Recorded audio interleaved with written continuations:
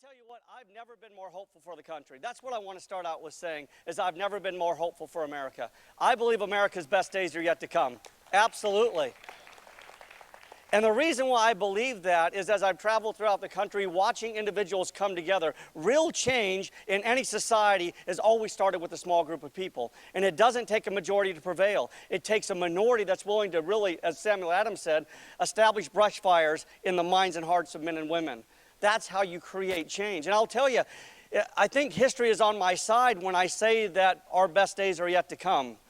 If you look throughout time, in any civilization, you will see one of two things happening. Those societies choose either force or they choose freedom. And typically these shifts, if you will, happen every 80 to 150 years.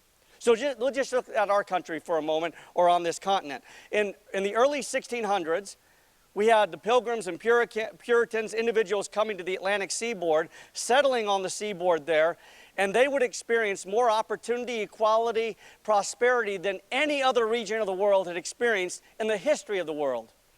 But what happened? About 150 years later, we move into the 1750s, and that civilization is faced with something. And are we going to embrace more freedom, or is it going to be force? Is it going to be a forced shift? We've just experienced freedom, and we know all the things that were going on. 1750, 1760, we come out of the French-Indian War, and what's happening as a result of the French-Indian War? England is in debt, and so they're going to impose taxation and a number of different schemes onto the people. So they have a choice to make. And what was their choice? Was it freedom or force? It was freedom.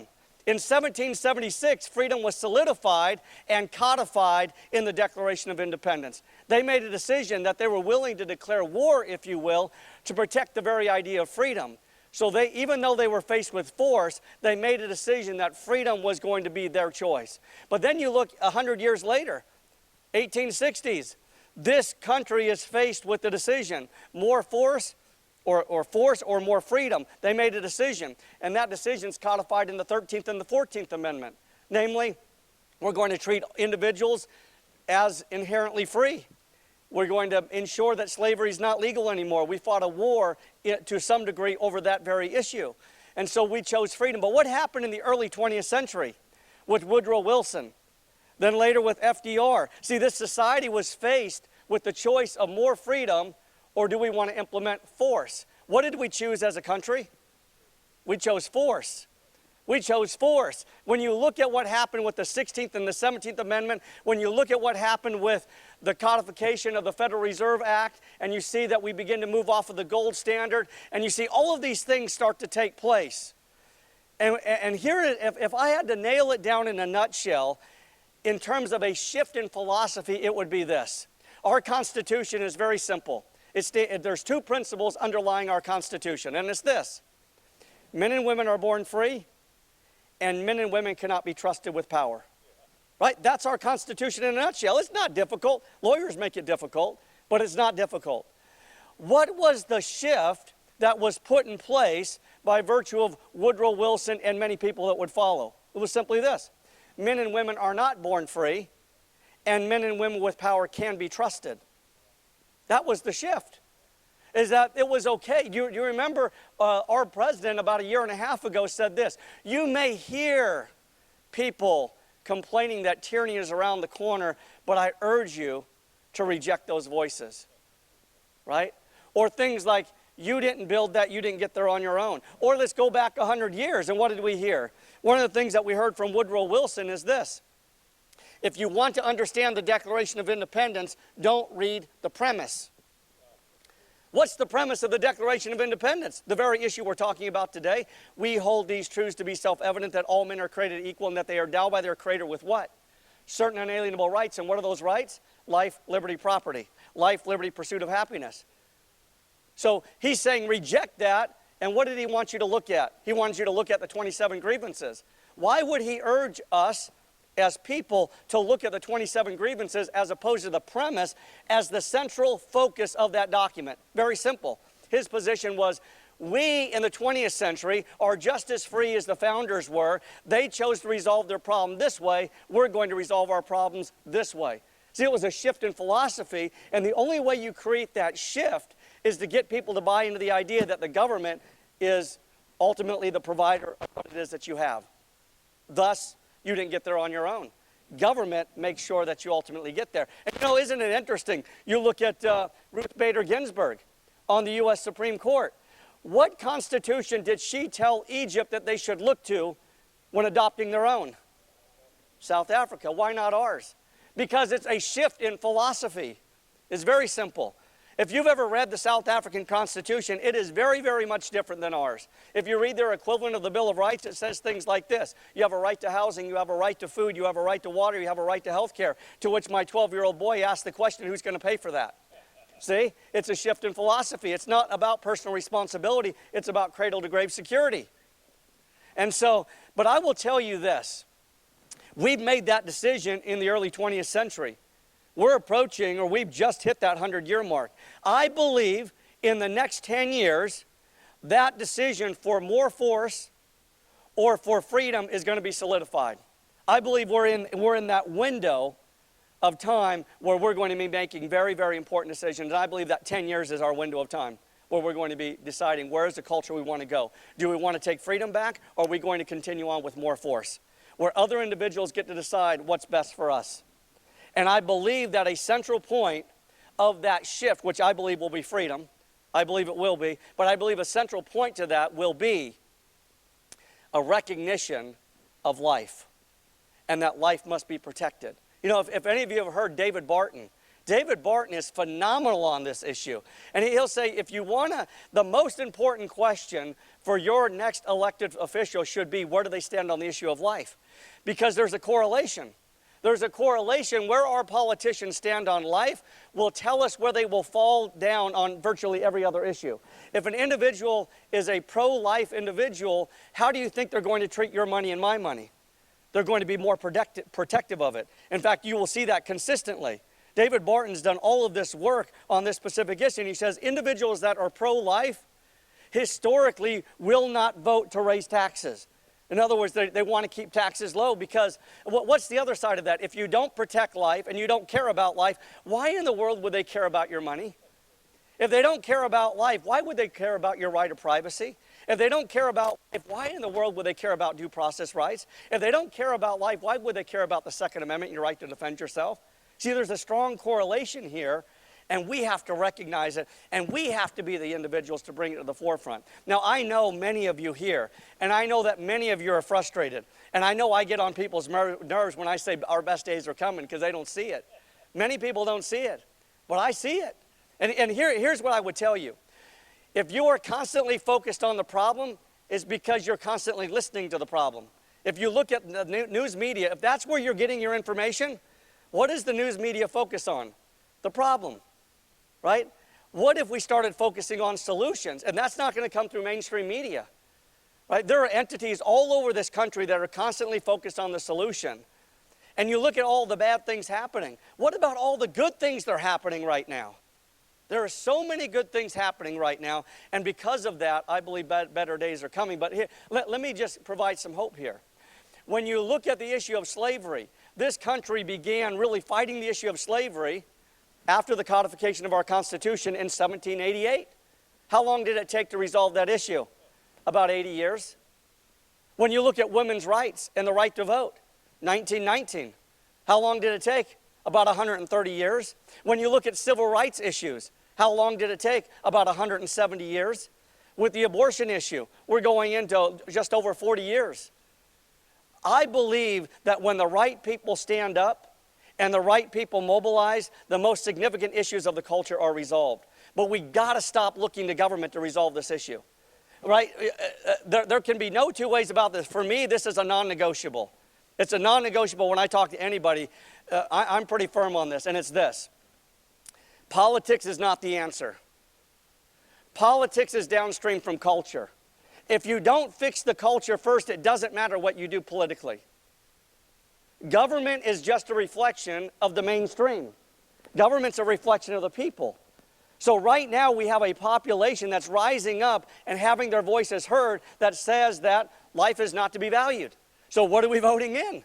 Individuals that don't really value life. It's not an issue on the forefront for them.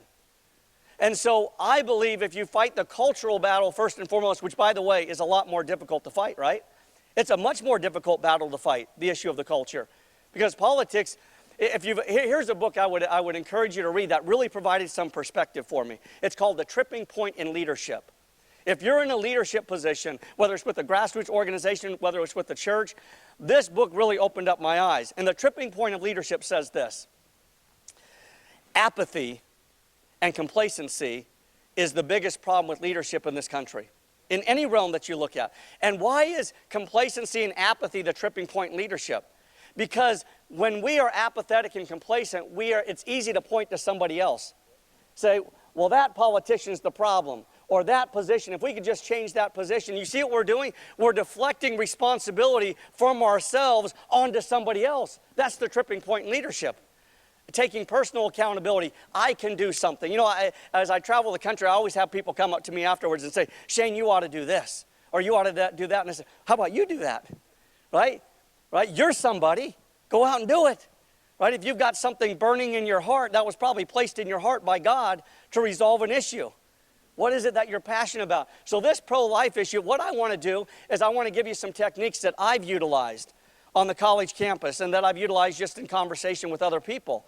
And so I hope you have your pens and paper out and ready to take some notes, because I'm going to give you some valuable tips that are going to allow you to engage and deal with some of the common objections when it comes to abortion. I will tell you that what you're about to see is something that I've used in the college classroom for 12 years to deal with my students. Now, I want you to understand, when I deal with my students, I am not trying to convince them that pro-life is the right answer, nor am I trying to convince them that pro-abortion is the right answer, which, by the way, let's make it clear, it's not pro-life versus pro-choice. Okay, it's pro-life versus pro-abortion. I'm pro-choice. Okay, I'm not okay with avoiding the consequences of the choice. It's pro-abortion versus pro-life. So I am not trying to convince them one way or the other. That's not my job as an educator. My job as an educator is to allow my students to engage in the marketplace of ideas, which is desperately needed on our college campuses today.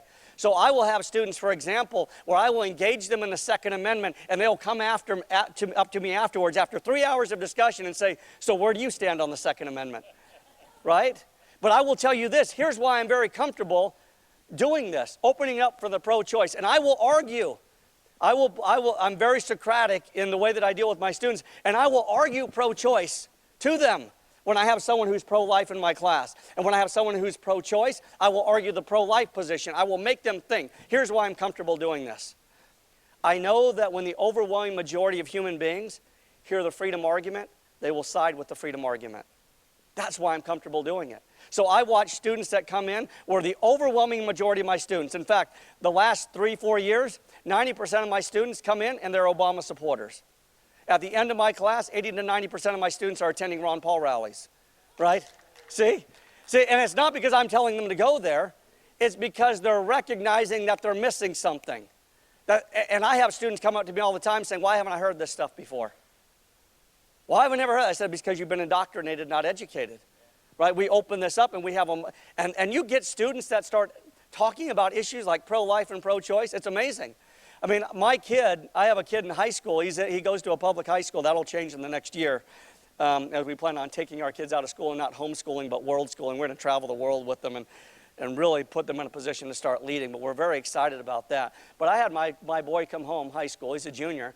And he said, Dad, we discussed abortion today. I said, tell me about it. He said, well, we discussed pro-choice. I said, it's not pro-choice, son. It's pro-abortion. I said, did you discuss the other side? He says, what, you mean the pro-life side? I said, yeah. He said, there was never a mention of it. Never a mention of it. See, that's my point, is they're indoctrinating, not educating what it is that's going on. So let's go to the next slide. He's going to help me out as we go from slide to slide. Here it is, Thomas Jefferson. The care of human life, not their destruction, is the first and only legitimate objective of good government. And we know that through the Declaration of Independence, right? We hold these truths to be self-evident. It outlines these self-evident truths. By the way, do you notice something very important here? We hold these truths to be self-evident. It's not we hold these opinions, we hold these ideas, we hold these thoughts. These were truths that everybody agreed on. We hold these truths to be self-evident. In other words, any idiot can understand this. What do we have going on today? We're arguing over whether or not there's validity to that statement. And then you look at the Fifth Amendment. Due process before you take away what? Life, liberty, or property. The 14th Amendment, due process before you take away life, liberty, property. What is due process? Making sure the government follows the rules. Or can government ever take life, liberty, or property? Yes, absolutely the government can take those things. Only after due process. Do you think the aborting of a baby is due process? Are these individuals being given a trial? Why are they being punished? The 8th Amendment comes into play, cruel and unusual punishment. The only way they get around it is by saying it's not a life. That's the essential issue, and we're going to get to that here in just a moment. Let's go to the next one. This is, I love this. Please respect life in all stages. I think this is a big issue. Just understanding that every one of us is experiencing a different point in our human progression. Whether we are an embryo, right, or we're an individual laying on our deathbed. We're just going through different phases of life. And of course, what is it? What is it that our culture is teaching? That when you're in the womb, somehow you become a human through the movement of 6 to 8 inches into the outside world.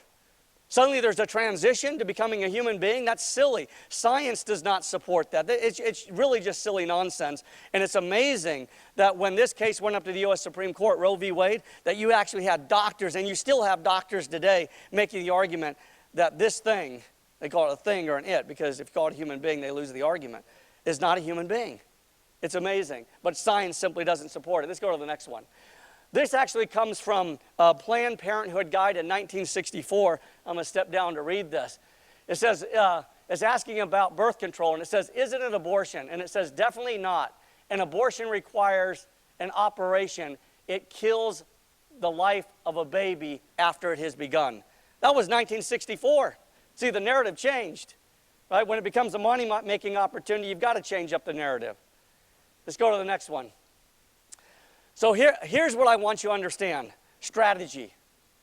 This actually came from the National Abortion Federation. This is Catherine Colbert, spokesperson. I want you to listen to this very, very carefully, because when you understand what is being said here, you'll understand the strategy that we're implementing together today. Okay? Let me step down and read this. She says, I urge incredible restraint here to focus your message and stick to it, because otherwise we'll get creamed.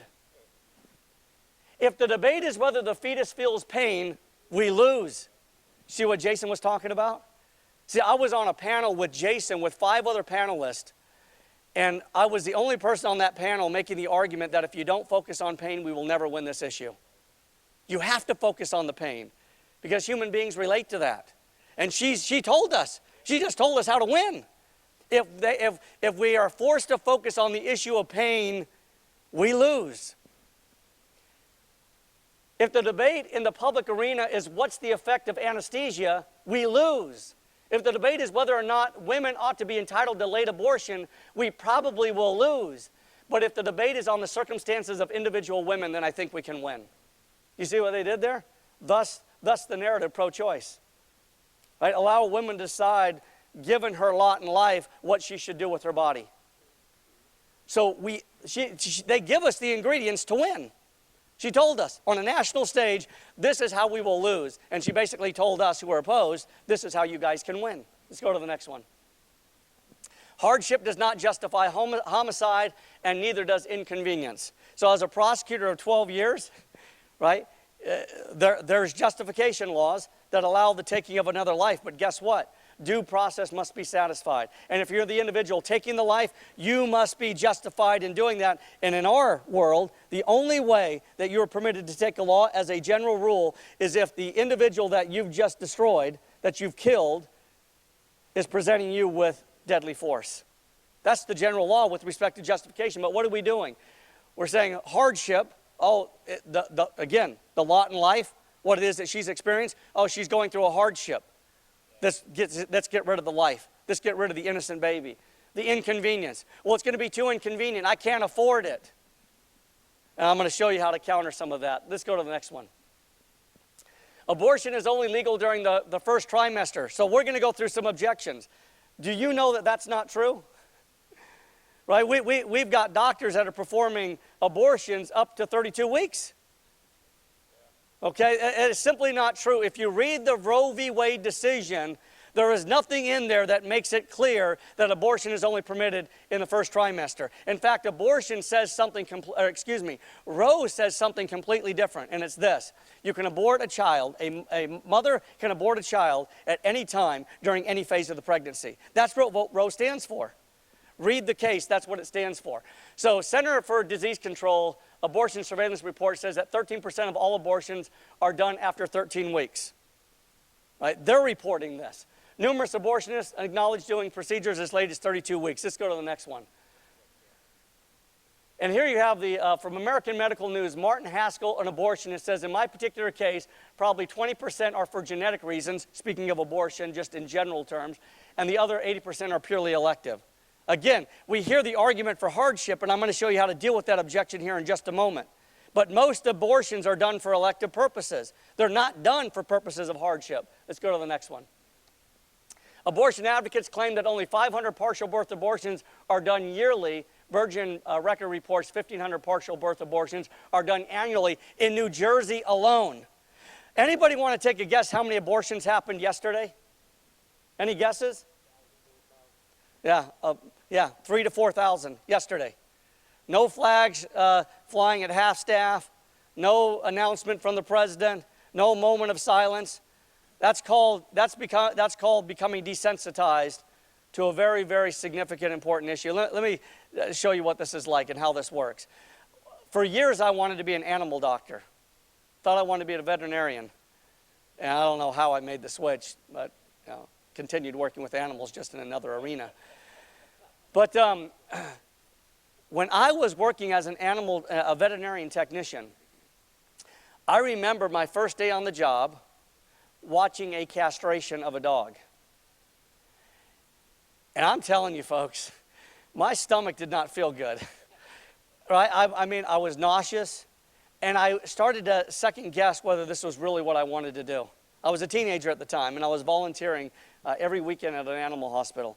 And I remember the first time I said, I don't know if this is what I want to do.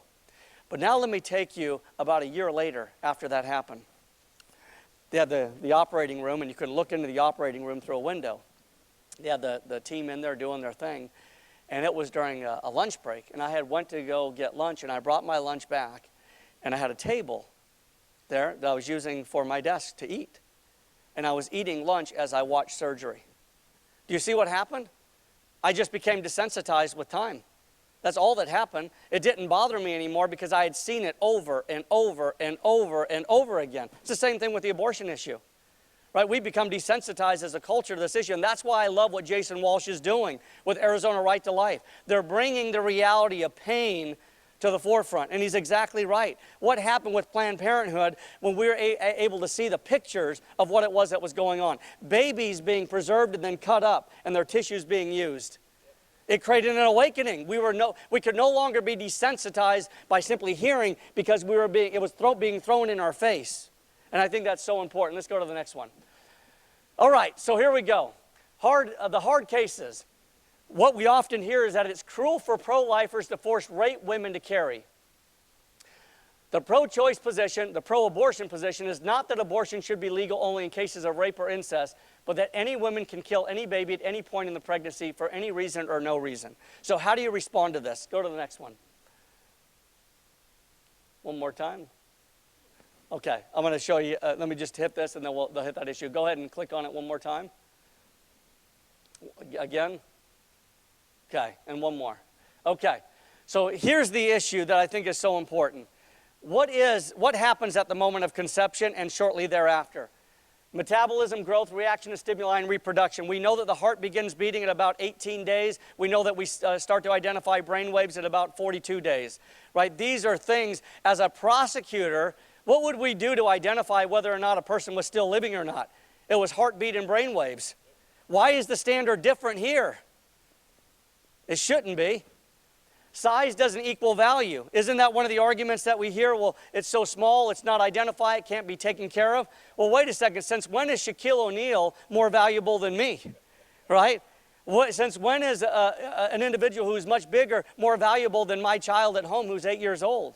Size does not equal value. It doesn't matter where the individual, that's to the next one, that's environment. It doesn't matter the environment, and it doesn't matter about dependency. We often hear the argument that, well, the thing in the womb is dependent upon somebody else. My dad was on life support for the last 2 months of his life.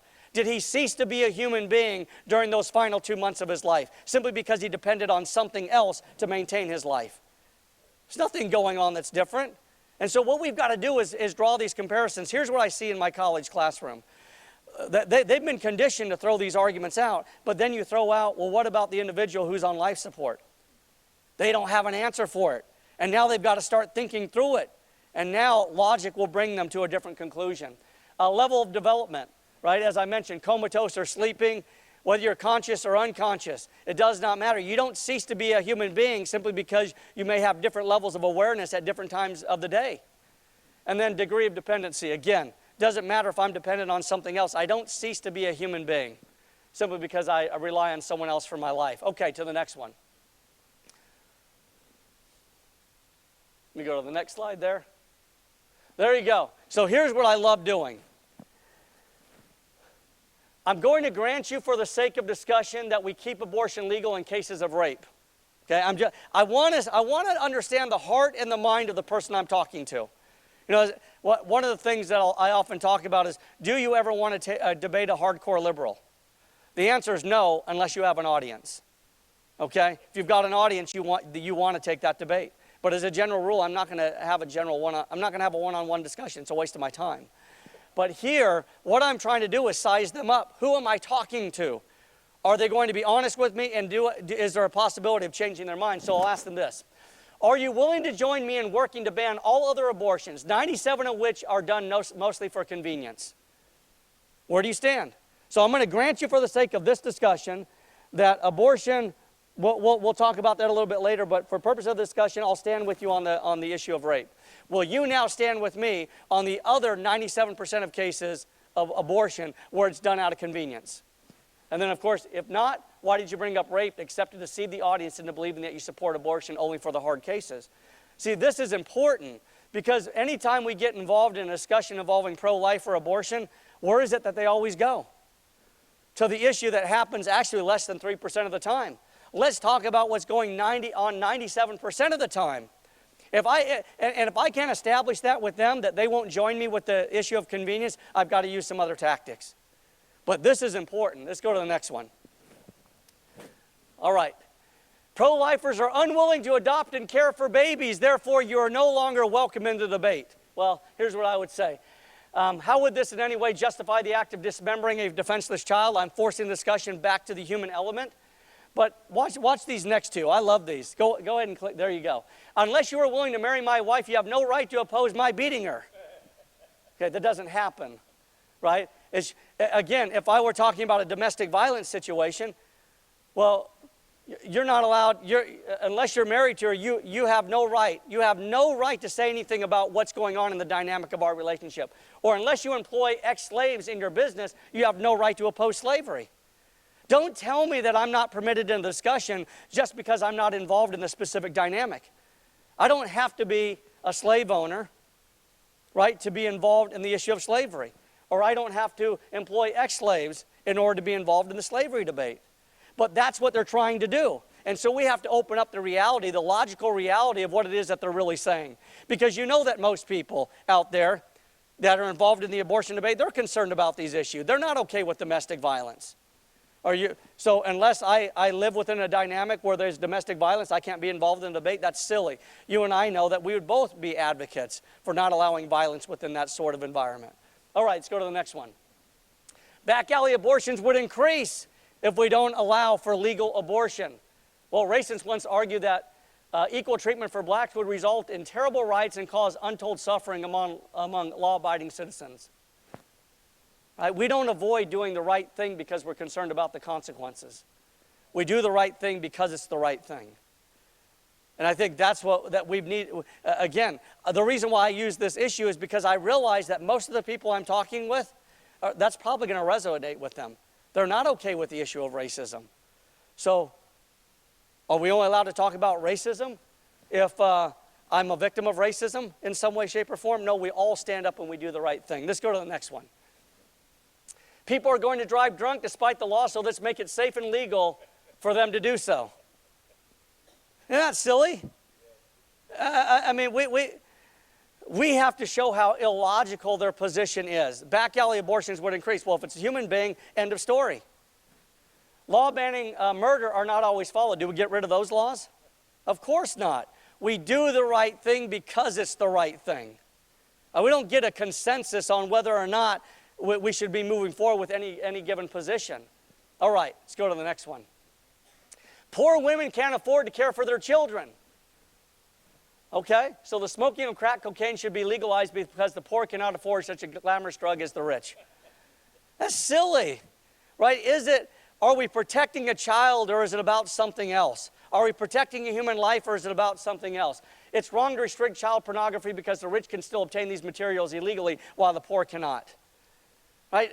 Don't allow them to take you down the road that it's all about the poor not being able to do something. And I'm going to show you here something in just a moment that really, I think, will cast a light on it doesn't matter if the woman is poor. We have resources and we have people that are lining up to take care of these children, that are ready and willing to do it. Let's go to the next one. You can't afford to feed. Right? If we allow that poor woman to have the child, she's not going to be able to take care of it. Well, that sounds like a pretty good argument for killing off any family member who happens to strain the family budget. Right? We have to bring it back to, is the baby human?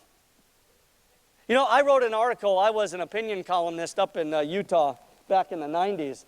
And I remember writing about Peter Sanger. Do you know who Peter Sanger is?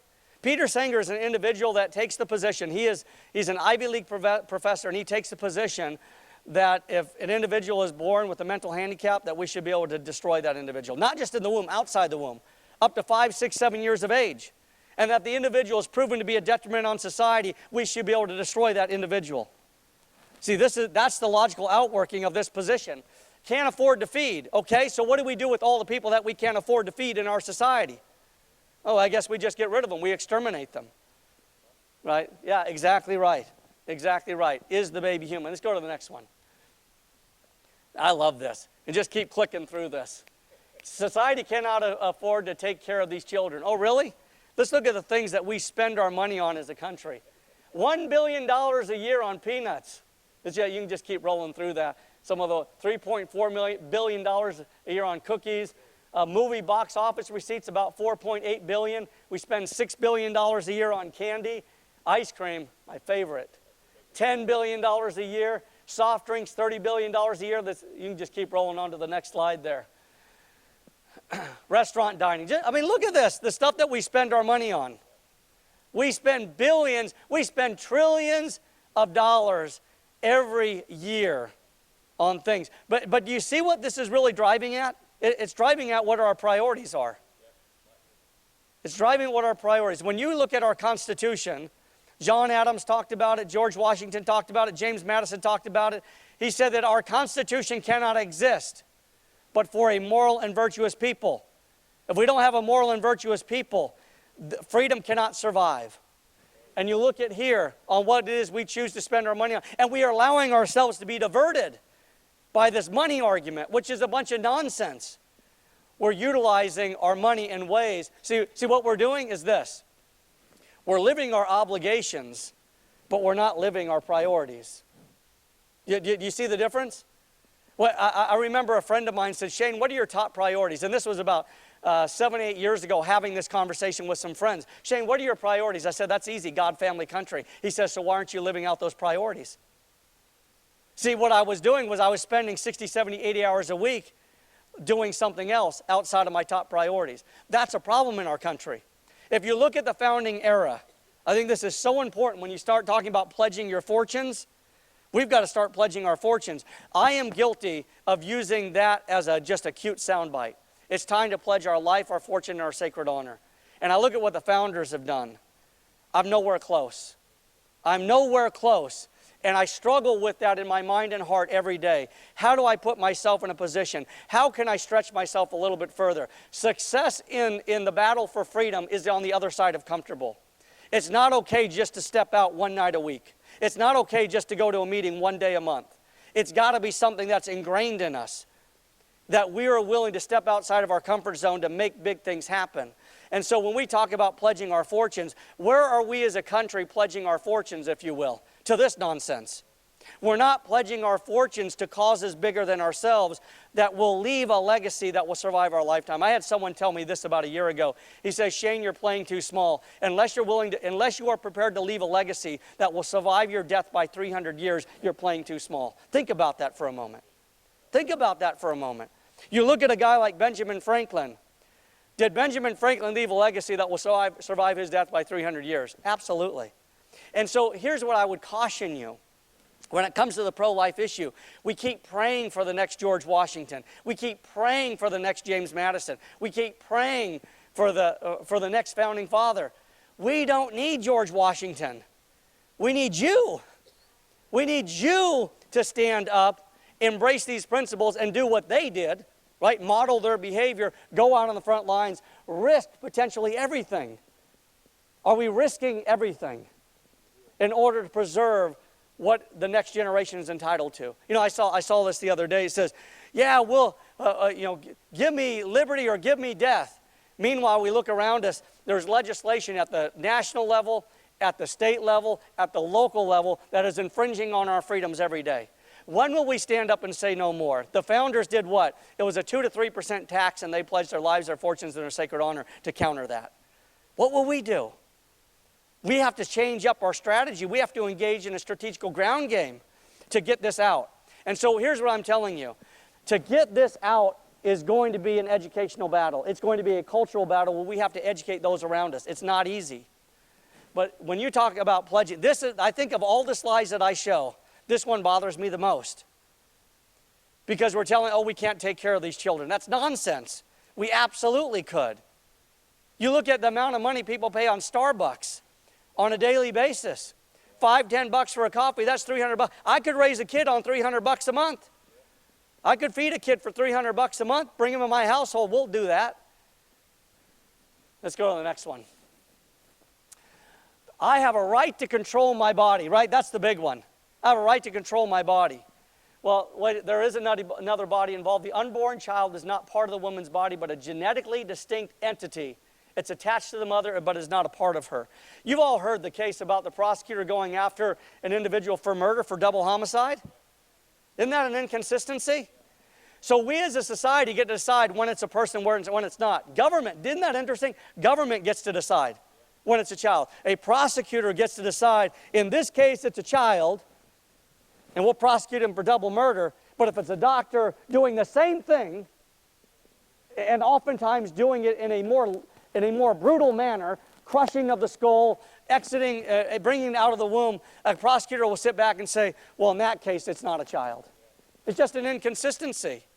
And you know, most people that I've talked to bring up that example of their girlfriend, their wife, carrying their child, and somebody was to brutalize their wife and their child. What should happen? Right? It's making it relevant to them. I think so often with the abortion argument, we're not meeting them at their table of relevance. We're meeting them at our table of relevance. Meet them at their. Make it relevant for them. Help them understand what the issue is here. Let's go to the next one. I love this one. I hear this in the classroom all the time. Mr. Krauser, there's no consensus on abortion. Oh, really? There's no consensus on murder laws either. Do we get rid of those? There's no consensus on DUI laws. Do we get rid of those? Should we abolish? There's no consensus on slavery either. Do we just say, hey, we let it go until we have a consensus? No. We do the right thing because it's the right thing, and you're not always going to get a consensus on some of these things. You're not. But if we can agree on the value of life, then we allow individuals, through our system of government, to step up and protect those things. We don't wait on a consensus.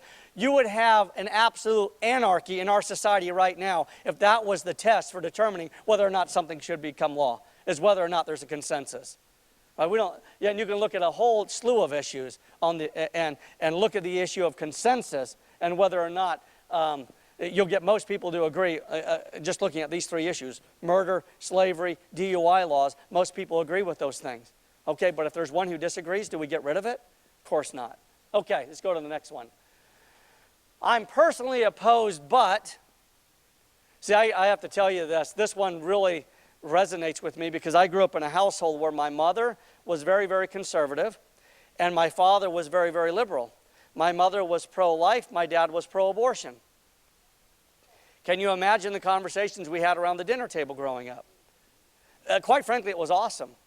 It was awesome because it was done in a way, my father, not very many of our siblings followed my father ideologically and philosophically. We all followed my mother for the most part. But my father said this, and this has always been very, very important to me. He says, he that doesn't understand his opponent's argument doesn't truly understand his own. He says, if you can put yourself in a position where you can articulate your opponent's argument better than he can, you're on the right track. And that was one thing that my father really ingrained in me because he taught me about his position on abortion. And it was, he didn't like the pro-abortion versus pro-choice. He took the firm position it was pro-choice. No, Dad is pro-abortion. But this was one of his things. He did not agree with the taking of life. He just said the mother should be accountable. I said, well, Dad, wait a second. We don't tell that to a murderer who's just been indicted, do we? That it was their choice. No, you punish the individual for the life that he's just taken. We don't say, I'm personally opposed to murder, but if you want to take your neighbor's life, then go to it. And that's silly. Why does it change here? So I'm personally opposed to dismembering of an unborn child, but you can do it if you like. I won't force my morality on you. This is such an important one. In the first couple weeks of my class, in my constitutional law class on the college campus, I will ask my students this question. Who here believes that we should legislate morality? Who here believes that we can legislate morality? Who here believes that we do legislate morality? What do you think the majority of students say? They say you can't. Do we legislate morality? Absolutely. Every single law that is on the books is a direct reflection of the morality of the people that created the law. Everyone. If you take the abortion issue, there's a moral issue on both sides. On the one hand, you take the moral position that it's okay to take the life of an individual in the mother's womb. I take the moral position that it's not okay. Okay? I take the moral position that it's not okay to kill your neighbor unless justified. You may take the position as a function of a certain religion that it's okay to kill the infidel. You're okay with that. Okay? You may take the position that it's okay to put in your body crack cocaine. I take the moral position that it's not okay for you to do that. Okay? DUI laws. Every single law there's a moral position. It's just two moral positions fighting over what should be implemented in our society. We legislate morality all the time. All of the time. Are you opposed to murder, burglary, rape, robbery, child molestation? Those are all moral issues. And it's interesting because I will tell you that 95% of my students coming into the college classroom take the position that you should not be able to legislate morality. It goes back to the very first question that I asked my students on the first day of class. Where does your liberty come from? 80% plus of my students for the last 12 years, semester in and semester out, have said the same thing. From government. I hear some people gasping. This is the truth. This is the truth. I'll ask them this question. What do you think is more important, public safety or individual liberty? Over 80% of my students at the beginning of the semester say public safety. You should be frustrated. You should be frustrated. But here's the good news. The good news is that they were never presented the other argument, right? They are a product of indoctrination. That's the good news. The even better news is if we can reach those people and teach them the other side, we know that most human beings will come down on the side of freedom. And so when we talk about this particular issue of not imposing morality, those students, just through the process of discussing it with them in an open classroom, will take the position. The overwhelming majority after that discussion will say, yeah, we should be able to legislate morality. Because they're now looking at it through a different lens. We've got to be able to go out and do the same thing. By the way, there's a great book out there called Legislating Morality. It's written by a pastor, which I read when I was about 17, 18 years old, that really opened my eyes on legislating morality. All right, let's go to the next one. I think I'm just about ready to close up here. So, all right, let's hit on these just real quick. Because only women get pregnant, men should stay out of the debate. I hear that one all the time. You get some of these feminists coming in the college classroom, and trying to shut down all the men. That's always a fun one. Since only military personnel know what it's like to fight in battle, only they should discuss the morality of war. Or even better, my favorite. Since female sportscasters have no clue what it's like to be kicked in the groin while playing football, only men's sports broadcasters should broadcast the Super Bowl. Right? Come on, don't exclude me from the debate. It's not gonna, see, what they're really doing is it's a conversation stopper. That's really what it is. It's the same tactic that's being utilized in multiple issues in our culture today. You know the immigration issue? You start talking about the immigration issue, you're a racist. You start talking about the marriage issue, you're a bigot. Right? You start talking about women's rights, you're a misogynist. All it is name calling, and it's a conversation stopper to get you out of the debate. That's all this is. And so what you got to do is, sometimes you have to use humor and sarcasm to make your point. And this is one way to do it. Let's go on to the next one. Since only black people were subject to slavery, no one else has a right to condemn it. Only Jewish people have a right to condemn the Holocaust. All right, I think I made the point. There's 4 examples for you to use. All right, let's go to the next one. Stay out of the bedroom. I love this one. I love this one because it's such an easy one to counter. So here's what I'll do with my students. I'll ask them, who here believes that government should stay out of the bedroom? 90% of them, boom. Sometimes even 100%, because the other 10% are looking around, okay, I don't want to look like the fool. All right, so they all raise their hand. And so I'll ask someone to explain, and then it's on, right, the Socratic method. And then I'll ask them about some of these issues. Because it's in the privacy of your own home, should you be able to rape another human being? Should you be able to molest a child? Should you be able to manufacture drugs? Right? Simply because you're in the 4 walls of your own home doesn't give you absolute immunity. You can't kill another person in your own home. Again, it's creating this awakening that there are some things that government can do pursuant to life, liberty, property, due process clause of the Constitution where we can go in. Right? I mean, you look at the 4th Amendment. Can government go into your house? Yeah, they can go into your house so long as they have probable cause to believe that you've committed a crime and they've gotten a warrant. So they can do those things. And so our Constitution, our very Constitution, makes it clear that government can come into your home. Now, I will tell you this. Government has gone far too far into our home, right, when it comes to surveillance and some of these privacy issues. With respect to this issue, these are all relevant issues. Would you agree with me? I mean, these are things where we want government. This is a good thing that government should be doing, is stopping these sorts of things from happening, and sometimes that means going into a home. The only way they can go into your home is if you buy into the idea that you're not immune from criminal law simply because you're in the 4 walls of your own home. Let's go to the next one. Fundamental right to life. It's going back to the Declaration of Independence. We're endowed by our Creator with certain unalienable rights. You cannot deprive an individual of life, liberty, property without due process of law. That's where it all comes back to. And I'm sure you heard this last week. Salim Muhammad, he's a part of the African Black Coalition out of UC, California. I don't know if you heard him talk about the Constitution. He says, you will create a new Constitution or it will be the bullet. You will create a new Constitution or it will be the bullet. Now, I would love to have a debate with him. And here's why. Because I can almost guarantee you that he has not cracked open the Constitution. He's a product of the propaganda machine. Because what I would want to ask him is, he takes the racist position that this Constitution was written by a bunch of rich white men that didn't care about anything other than their property. And he says the Constitution's outdated, it's archaic, and it's evil. My question would be where? Is it the 13th Amendment where it talks about slavery is no longer permissible? Is it the 15th Amendment that gives all individuals the right to vote regardless of race? Is it the 19th Amendment that gives all individuals the right to vote regardless of gender? Is it the 8th Amendment that prevents cruel and unusual punishment? Is it the 6th Amendment that allows for due process rights? The 5th Amendment where government can't compel? The 4th Amendment, right of privacy? 2nd Amendment, right to defend myself? 1st Amendment, right to exercise my conscience as I see fit? The right to speak and say those things I wish?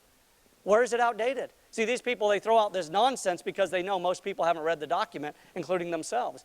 We've got to take it back to the document and show them how the integrity of this very document. So let me end with this. Let's go to the next one. Liberty must be subordinate to all hazards.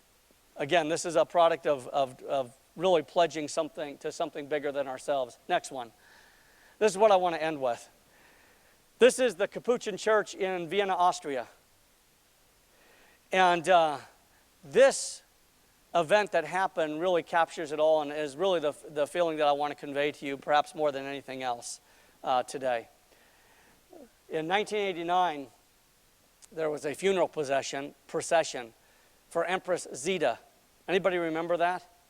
Empress Zita passed away, and they had this procession down leading into the church.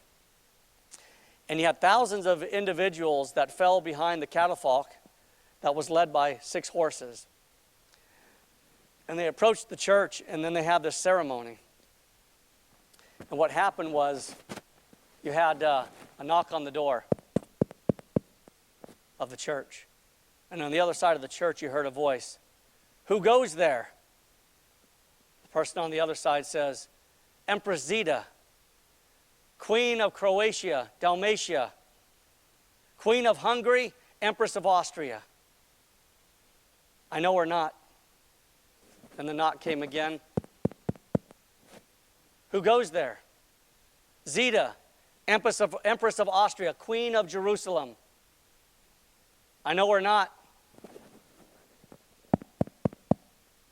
Who goes there? Zita, a sinning mortal. And the door's open. What really needs to happen in this country is that there has to be a process of repentance, of coming back to God and recognizing that what He's given us is truly unique, that He's given us our lives, and we have an accountability, we have a stewardship. I think when we start to recognize that through God's lens, what we really have, I think that will accelerate the battle, because it will get us to do some things that we otherwise wouldn't do. See, I'm not so interested in God being on my side. I'm more interested in me being on God's side. And I think through this, I'm a sinning mortal. I recognize that I'm a sinning mortal. I recognize that I've made mistakes. But I also recognize that I can be a very, very powerful tool in God's hands if I will submit. This is the most important issue, I believe, in America today, is the protection of life. We're not protecting it. We become desensitized by it. But to end where I began, I do believe that better days are coming, because I believe it's people like you and me that are recognizing, you know what, this isn't my battle, this is God's battle. How can I be more effective? Tell me what I should do. Lead me into unholy places, if you will, to be that voice. Lead me into places where I may be uncomfortable. Just give me the tools. And I love what we read about in the Scriptures, in the Bible. He reminds individual after individual after individual, the battle is not yours, it is mine. This battle is His. He cares more deeply about these 3,000 babies that were killed yesterday than we do. It's a process of us trying to become the mind of God. And as we do that, I think we become more passionate about this issue. So folks, my invitation first is to me, and then hopefully to you, is to get our lives right with God, to repent, to look at this great Constitution, to the inspired nature of it, and to use it as both a sword and a shield to create real restoration. And I believe as we do that, God will bless us. Righteousness exalteth a nation. That is the tool. Thank you so much for having me.